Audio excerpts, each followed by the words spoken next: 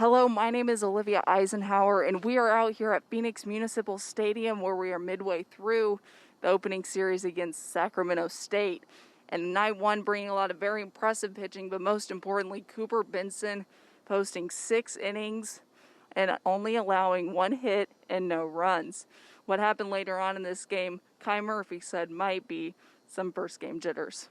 For most of the season opener, Arizona State was in the driver's seat. In fact, starting pitcher Cooper Benson pitched 6 innings, had 8 strikeouts, and only allowed a singular hit and no runs. On top of this, he retired the final 17 batters he faced. The first and second innings were all pitching, and the innings went scoreless. Sam Fury was the first hit of the night for the Devils, but would also be left stranded.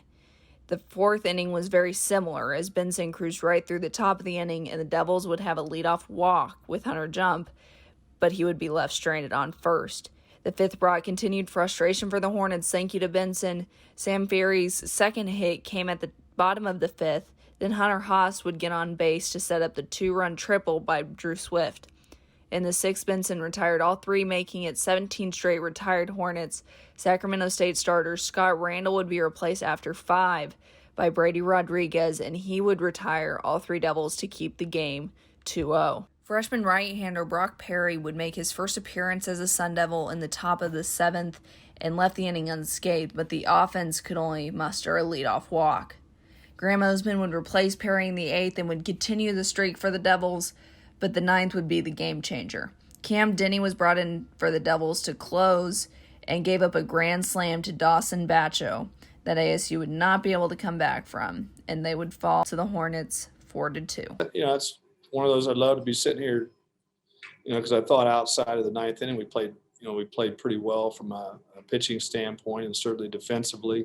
Thought we were a little tentative coming out of the box offensively, and when it's close like that, anything can happen, and unfortunately for us, it did tonight. But outside of that 9th, I was very pleased with what we were doing on the mound, and I think we continue to do that. We're going to win a lot of baseball games. The Sun Devils came back Friday night, though, ready for revenge, and Tyler Thornton on the mound, and the Devils did not disappoint. Starting at the top of the first, right fielder Kai Murphy sets the tone by tracking down a foul ball tumbling over the fence. Then from there, right-hander Tyler Thornton, that received today's start, gave up 2 singles, but only to take down the next 2 batters, including Sacramento State 9th-inning hero from Game 1, Dawson Bacho.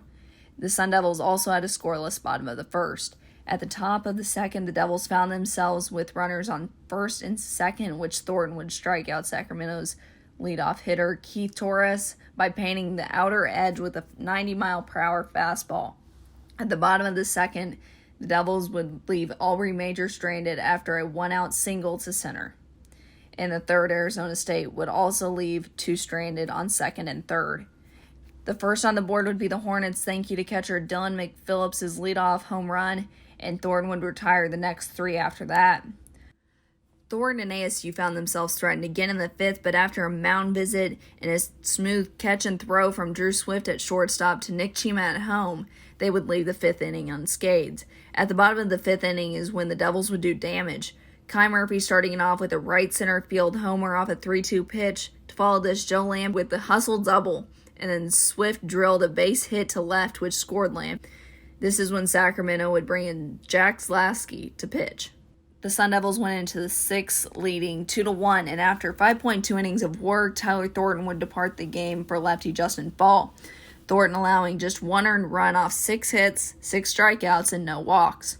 The only threat to the win for the Sun Devils would come in the 9th, again, when Ethan Long was called on to close the game and lead off the inning with a long nail-biting at bat, which would result in a walk for the Hornets. The tying run would make it to third before 2 flyouts would secure the first win for the 2021 season, 2-1 over the Hornets. I felt pretty good out there tonight.